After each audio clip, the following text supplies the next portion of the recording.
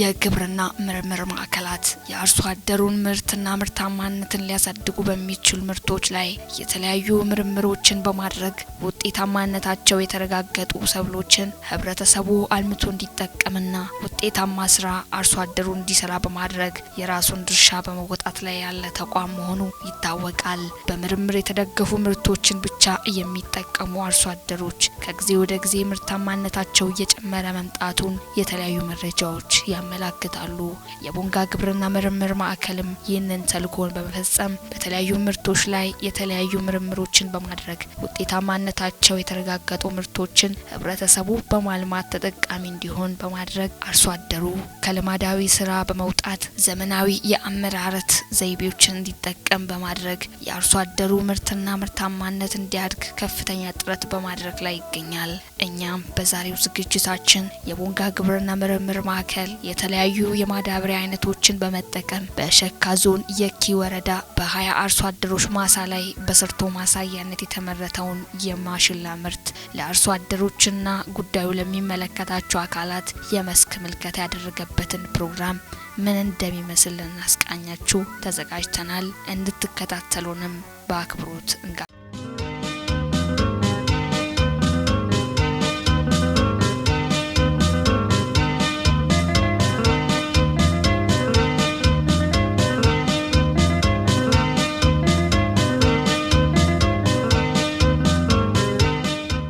የመስክ ምልከታ ላይ የተገኙ አርሶ አደሮችና ጉዳዩ የሚመለከታቸው ኃላፊዎች የመስክ ምልከታውን በተመለከተ የሚከተለውን ብለዋል። ወደደም ጠላም በአሁኑ ሰዓት ምርምርን ያልተከተለ ሰው ምንም ውጤታማ አይሆንም። በአሁኑ ሰዓት ማንኛውም ቴክኖሎጂ ያልተጠቀመ ሰው ውጤታማ አይሆንም። እንደገና ደግሞ አሁን እዚህ ላይ አሁን ለምሳሌ እኔ ጎን ያለ ማሳ ይሄኛው ማሳ የሌላ ነው፣ ይሄ የኔ ነው። የኔ ማሳ በምርምሩን ተከትዬ ተዘራው የኔ ውጤታማ ተሆነ ይሄኛው የማይከተልበት ምክንያት የለውም። ይከተላል። አሁን ያንን ለማድረግ እኔም እገዛው አረጋለሁ። አንተ እንደዚህ አርገህ ዝራ፣ እንደዚህ ብታረግ ውጤታማ ነው። አታይም እንደዚህ አጠገብህ ነው የኔ አጠገብህ እንደዚህ ኩና አንተስ እንዴት ነው እንደዚህ ባለማድረግ እኮ ነው እንደዚህ ሆነው ያንተ አዝመራ። ምክር አገልግሎት እኔም ሰጣለሁ፣ እሱም ይቀበላል። በዛ እያሰፋ የኛ ቀበሌ እንኳን ለዚህ ለምርምር መከታተል ወደ ኋላ ይሉ። ስለዚህ አሁን እኛ የበጠበጠን ዘሩ ነበር። አሁን ዘሩ ነው ምርምሩ እንደዚህ እያሰፋልን ታመጣን ተቀባይ ነው፣ የኛ ውጤታማ ነው። እስከ ዛሬ አብዛኛው ዘርና የነበረ የበጠበጠን አሁን ማዳበሪያ ግን ተጠቅመን አናቅም ማሽላ ላይ። አሁን ግን ማዳበሪያ ውጤቱ ስላየን ቀጣይ ግን በዚህ እንደምንጠቀም ተስፋ አደርጋለሁ። አሁን ስንጠቀም የነበረው በባህላዊ እና ያለ ግብዓት ነው የምንጠቀመው። እስካሁን ያው ይሄ ዝግባ የምትለው ማሽላ አይደለም የምናገኘውና ከዛኛውና ካሁኑ ሲነጻጸር አሁኑ በጣም እጅግ ለውጥ ያለው ተስፋ ያለው መስራት መልፋትም ያለብን በዚህ ጉዳይ ላይ መሆኑ የሚያሳይ ነገሮች አሉ። እኔ ተጠቃሚ ሆናለሁ ብዬ ያሰብኩት አንደኛ ከዚህ የዚሁም ተጠቃሚ አለ የተወሰነ ዘርቻለሁ። ሁለተኛ እዚያ ያየው በምርምሩ በዛሬው ጉብኝት ያየሁት ተስፋ ካለይ ማሳ ቀንሼ ሙሉን እንዲዘራ የሚያደርግ ነው ተስፋ አሁን ሽቷል፣ ደርሷል። አንደኛ ምርት አለው መጠኑ ማለት ነው፣ እሱ ትልቅ ነው። ሁለተኛ ከመስከረም ጀምሮ መስከረም፣ ጥቅምት፣ ህዳር፣ ታህሳስ ላይ ሊቆርጠው ነው ይሄ ማሽላ ማለት ነው። በአጭር ጊዜ ለውጥም ተጠቅሟል። በአጭር ጊዜ የሚገኝ ምርት እኔ እስካሁን አይቼው የማላቅ ነው። እና ድጋሚ ተስፋ የሚሰጥ ወደፊት ያለኝን ማሳ አሟጥጬ እንዲዘራ የሚያነሳሳ ጉዳይ ነው ዛሬ ያየሁት። እውነቴን ነው፣ ከምሬ ነው ያመናል።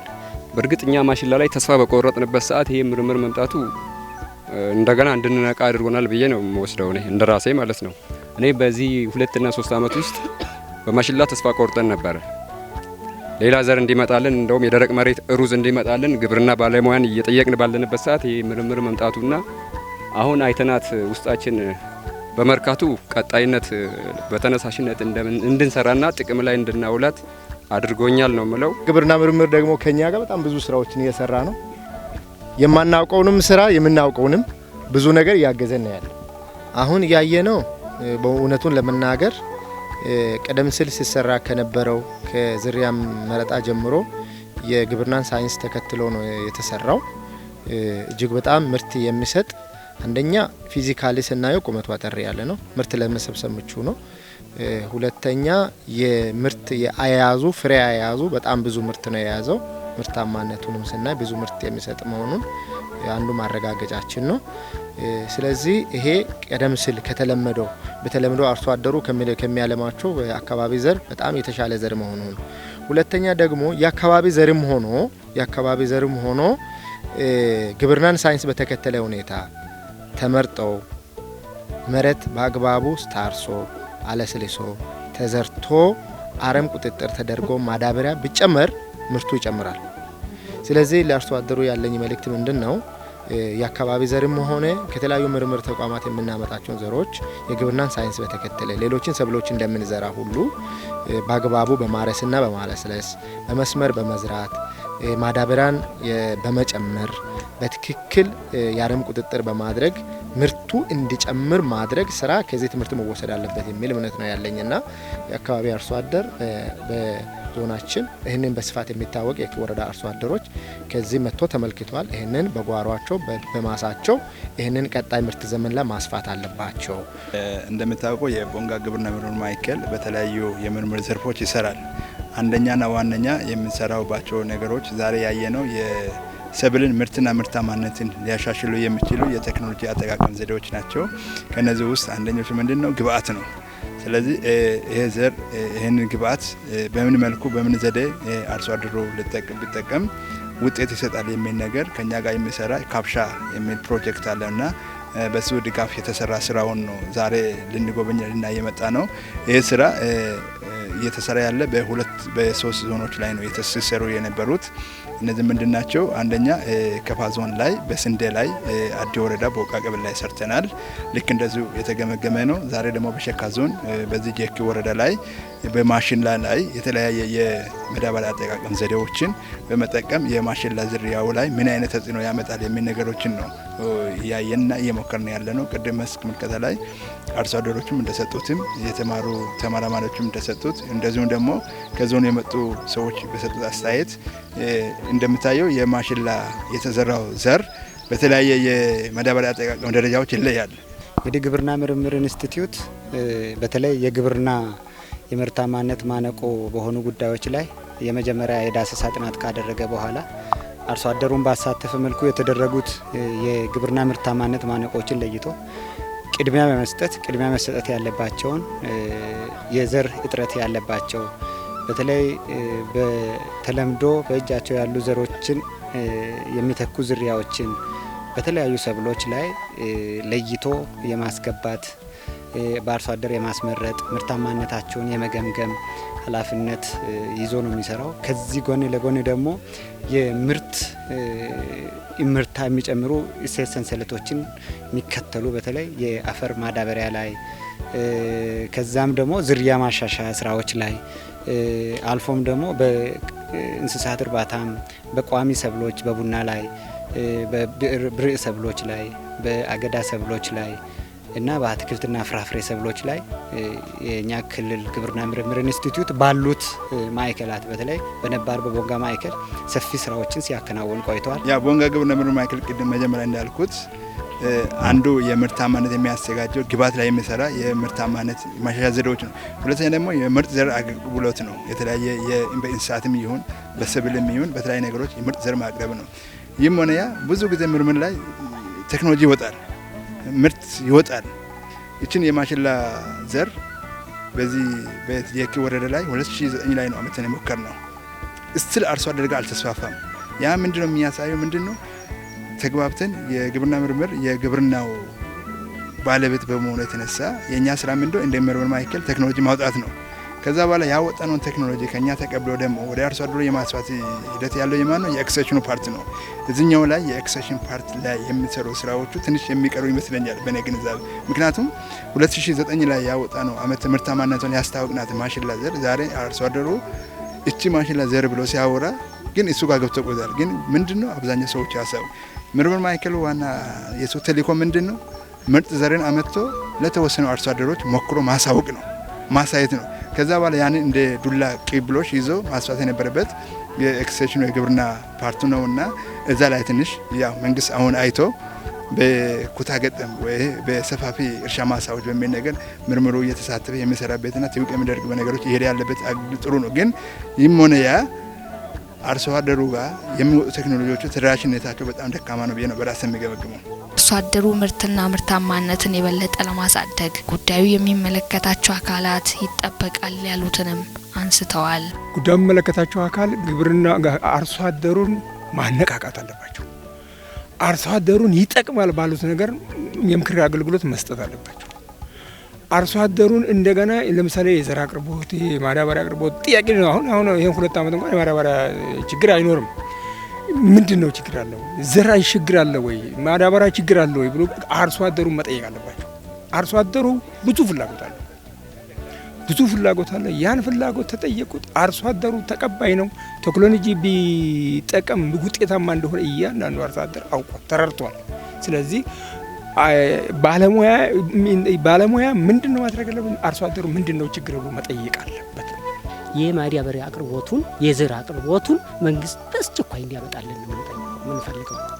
ምክንያቱም ይሄ ዘር አይገኝም። አቅርቦቱ በመንግስት እጅ የተወሰነ ነው የሚኖረው። እኛ ላረርስ ነውማ መንግስት ፈልጎ ነው ለምርምር ያቀረበው። ይችን ዘር እንዲያመጣልን መንግስት አያጣም፣ ሰፊ ነው እና እንዲያመጣልን ነው የምንጠይቀው። ማዳበሪያውንም እንዲያመጣልን ነው የምንጠይቀው። ባለሙያውም የጃፋችን ያለ እንጠቀማለን ብያ አቅርቦቱ ብቻ እንዲመጣልን ነው የምንጠይቀው።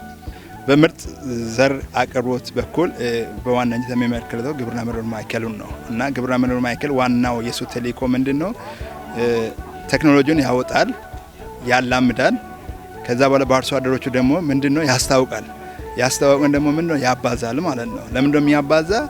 የአርሶ አደሩ ፍላጎት ካለ ያን የአርሶ አደር ፍላጎት መሰረት በማድረግ ያችን ዝርያ ያባዛል ማለት ነው። በዛሬው እኛ ያየነው ምንድነው እንደ ቦንጋ ግብርና ምርምር ማዕከል የወሰነው ነገር አለ። ቀጣይ ላይ ይችን ዘር መልካም የምትባል ማሽላ ዘር አርሶ አደር የሚፈልግ ስለሆነ ተልዕኮ ለኛ ሰጥቶናል ማለት ነው። እሱ ምንድነው ብዜት እንድናባዛ ከዛ በኋላ ከኛ ዘር ምርጥ ዘር እንደሚጠብቁ ስለገባን እኛ እንደ ቀጣይ ላይ ከኢንስቲትዩት ዋና ከደቡብ ምዕራብ ኢትዮጵያ ግብርና ምርምር ኢንስቲትዩት ጋር በመናበብ ቀጣይ እንደ እቅድ ሆነን የምንይዘው ምንድነው ይሄንን የማሽላ ዘር የማባዛት እንደ አንደኛ እቅድ ይዘን የሄድንበት ነገር አለና ከማዳበሪያ ግብዓት ጋር ተያይዞ ያው በአሁኑ በሀገራችን ላይ ያለው የግብዓት አቅርቦት መንግስት በራሱ እየፈታበት ያለውና የተለያየ ሙከራዎች እየተሰሩ ያለበት ስለሆነ ይሄ ደግሞ በግብርና በኩል በግብርና ግብዓት በኩል የሚፈታ ነው የሚሆነውና ስለዚህ ይሄንን በሚመለከተው በጋራ መድረክ ላይ አነስተን ግብዓቱ በወቅቱ ኤክስቴንሽኑ የሚያቀርብበትን እኛም ደግሞ በወቅቱ ደግሞ ምርጥ ዝርያን ያባዛን የምናቀርብበት ሂደት ለወደፊት ይፈታል ብዬ ነው የማስበውና ግን እንደ ቦንጋ ግብርና ምርምር ማዕከል ቀጣይ እንደ ተልዕኮ የወሰነው ምንድነው እችን ዘር ለግድ ማባዛት አለብን። አሁን እኛ እያባዛን ያለ ነው የሩዝ ዝርያዎችን እናባዛለን። በዘንድሮ ብቻ ወደ 19 ሄክታር የሚሆን የሩዝ እንትኖችን ጎጆል ማሰል አባዝተናል። እንደዚሁ ስንዴውን እናባዛለን። እዚሁ ዞን ላይ ደግሞ ምንድነው ምርጥ የድንች ዝርያ የአርሶ አደርን በማሳተፍ ያባዛን ያለንባቸው ነገሮች አሉ ከቦንጋ በቀጥሎ ማለት ነው። ስለዚህ አሁን ቀጣይ ላይ ደግሞ ይሄ ማሽን ላይ እንደ አንድ ኮምፖነንት ሆኖ የአርሶ አደር ፍላጎት ስላለ ቴክኖሎጂን የሚቀበል ሰው ካለ ድረስ የማባዛት ግዴታችን መሆኑን አውቀናል። ቀጣይም የምንሰራ ስራ ይሆናል። እንግዲህ ስራዎች በምዕራፍ ነው የሚሰሩት። ምርምር ላይ ቅድም እንዳልኳችሁ የዘር መረጣ ከተደረገ በኋላ አርሶ አደሩ የመረጠውን ዘር ደግሞ መነሻው እኛ ጋር ስለሆነ መነሻ አባዝቶ ለአርሶ አደሩ ማቅረብ ግዴታ ነው። መነሻን የምናባዛበት አሁን ካለን ከሀብት አቅም አንጻር በተለያዩ ዘዴዎች ነው እያባዛን የነበረው ያለፍናቸው 2 ዓመታትን ስንከተል አንደኛው ባሉን የምርምር ጣቢያዎች በተለይ የምርምር የምንሰራባቸው የምርምር ጣቢያዎች አሉን። እነዛ ጣቢያዎች ላይ ሊሆኑ የሚችሉ ዝርያዎችን በአግሮኢኮሎጂ መሰረት ስንዴ ላይ ያባዛን ያለንበት ሩዝ ላይ ያባዛን ያለንበት ሁኔታ ነው ያለው። ምክንያቱም መነሻ ስናባዛ ቀጥታ ለአርሶ አደር ላንሰጥ እንችላለን። እኛ መነሻ አባዝተን ለሚያባዙ ኢንተርፕራይዞችና ለተደራጁ ዘር አባጅ ድርጅቶች ተቋማት መነሻ ዘር ይሄ የተሻለ ዝርያ ነው፣ በሙከራ የተረጋገጠ ነው። ስለዚህ ከዚህ በኋላ አርሶ አደሩ ይሄን መተካት አለበት የሚል ምክር ሀሳብን የያዘ አባዝተን መነሻ አባዝቶ በተለይ ለኤክስቴንሽን ዘርፉ ለሚሰጡት አካላት በመነሻነት እንሰጣለን።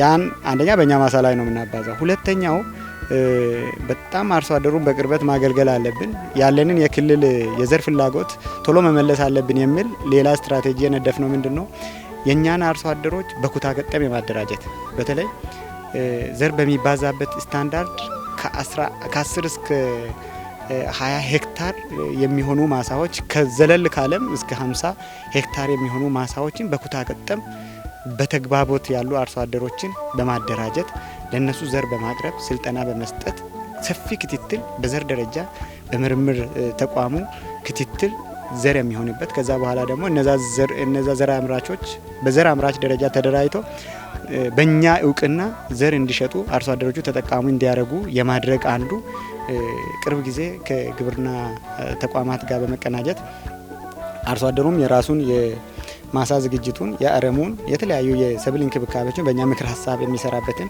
የጋራ ስልጠና ተሰጥቶ አርሶ አደሩም የራሱን ድርሻ የሚወጣበት እኛም ዘር በማቅረብ ስልጠና በመስጠት ዘሩን እውቅና በመስጠት ለቀጣይ አባዣ አካላት እንዲደርስ የምናደርግበትን ስትራቴጂ ተከትለን ባሳለፍናቸው አመታት ኮንታ ላይ በተመሳሳይ እንደዚህ 50 ሄክታር ላይ ስንዴ ሰርተናል። በተመሳሳይ አሁን ከዘር ፍላጎት አንጻር ድንች ላይ ማሻ ላይ በተመሳሳይ እንደዚህ አይነት ስራዎችን ሰርተናል።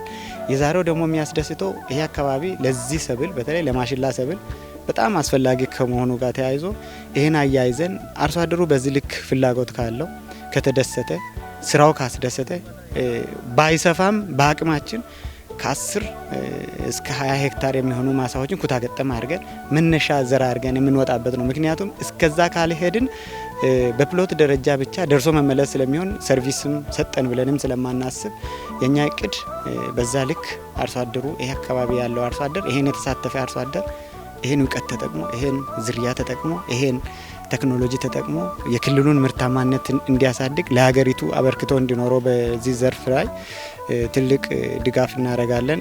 በዛ ልክ ነው ለመስራት የምናቅደው ብዬ ነው እኔ ለማስቀመጥ የምፈልገው። በመጨረሻም የሚከተለውን መልእክት አስተላልፈዋል። መልእክት የሚያስተላልፈው ምንድነው? በዋነኛና ቅድም እንደነገርኩት አንድ ሰብል የተፈለገውን ምርት እንዲሰጥ እኛም ደግሞ የምግብ ዋስትናችን እንድናረጋግጥ ከተፈለገ ከሚመጣው የአየር ንብረትን ሊቋቋሙ የሚችሉ ሰብሎችን በማባዛት ብዙ ፓኬጅ በመጠቀም አርሶ አደሩ ከተለመደው አሰራር ከልማድ አሰራር ወጥቶ ግብአትን በአግባቡ ተጠቅሞ ቴክኖሎጂን በአግባቡ ተጠቅሞ የሚመጣ የኑሮ ውድነትን የሚቋቋሙ ወይም የሚያሻሽሉ የሚችሉ የምግብ ዋስትናችን የሚያረጋግጡትን ከማምረት በላይ የሚል የግብርና ሚኒስቴር ልጓችን ለማሳካት ሁሉም ሰው በፓኬጅ መጠቀም አለበት። አርሶ አደሩ ከተልማድ አሰራር ወጥቶ የግብርና ባለሙያዎች የሚሉትን የምርምር ማዕከል የሚወጡ ቴክኖሎጂን ተጠቃሚ የሚሆንበት ነገር በዛው ላይ ቢሆን የሚል መልእክትን ያስተላለፍኩ። ከዚህ በኋላ እኛም ደግሞ ተቀናጅተን የምንሰራበት ሁኔታዎቹ ምቹ ነው። ምክንያቱም በድሮ የክልሉ አዋሳ ነው ነበረ። ክልላችን በአገዛባችን ሆኗል። ችግራችን የሚፈታው ቴክኖሎጂ የሚያቀርበው የመንግስት ያመጣ ምቹ ሁኔታ ተጠቅሞ ይህንን ምርምር ተጠቅሞ አርሶ አደሩ ከተለመደ ወጥቶ የዘመናዊ ቴክኖሎጂ ተጠቃሚ እንዲሆን ወደዛ የሚገባበትን መልእክት ቢሄድበት ጥሩ ነው የሚል መልእክት አለ። የማስተላልፈው መልእክት የደቡብ ምዕራብ ኢትዮጵያ ህዝቦች ክልል እውነት ነገር ለመናገር በየዞኑ ያለውን አቅም መለየትና ማልማት ብንችል በተለይ የሚመለከታቸው አካላት ከቋሚ ሰብል እስከ ጓሮ ሰብል ድረስ ሰፊ እድሎች ያሉን ስነ ምህዳሩን በጣም አመቺ በተለይ ሳይንሱን ተከትለን የሚሰጡትን የግብርና ምርምር ቴክኖሎጂዎችን ተከትለን የማዳበሪያ አጠቃቀማችን ምርታማነት እሴት የሚጨምሩ ተግባራቶች ላይ በጣም ትኩረት ሰጥተን በየደረጃው ያለው የግብርና ቤተሰብ ምርምሩን ተከትሎ ምርምሩን ምክር ሀሳብ ተቀብሎ በየአካላቱ የሚመለከተው የኛ አርሶ አደርን በተመሳሳይ የሚመጡትን ምክር ሀሳብ በጎን ሳይተው ምክር ሀሳቡ የምርት ምክር ሀሳብ መሆኑን ተቀብሎ እንዲህ ባየው ልክ ምርትን የማሻሻል የሀገሪቱን የምርታማነት ፍላጎት በተለይ የምግብ ዋስትናን የማረጋገጥ ስራዎችን በጋራ ብንደራጅና ብንቀናጅ የተቀናጀና የተደራጀ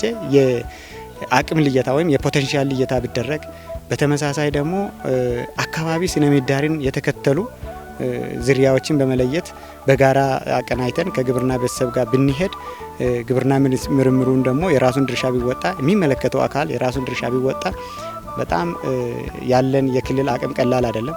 ለክልል ብቻ ሳይሆን ለሀገር ስለምንበቃ ሁላችንም የሚመለከተን አካል የድርሻችንን መወጣት አለብን የሚል አጠቃላይ መልእክት ነው የሚኖረኝ። ከተለመደው ኋላ ቀር ስራ በመውጣት ምርትና ምርታማነትን ለማሳደግ በግብርና ምርምር ማዕከል በምርምር የተደገፈ ስራዎችን ብቻ በመስራት ሁሉም አርሶ አደር የተጀመረውን የብልጽግና ጉዞ እውን እንዲያደርግ መልእክታችንን እያስተላለፍን የዛሬውን ዝግጅታችን በዚሁ አበቃን። ስለ አብሮነታችሁ እናመሰግናለን። ሰላም።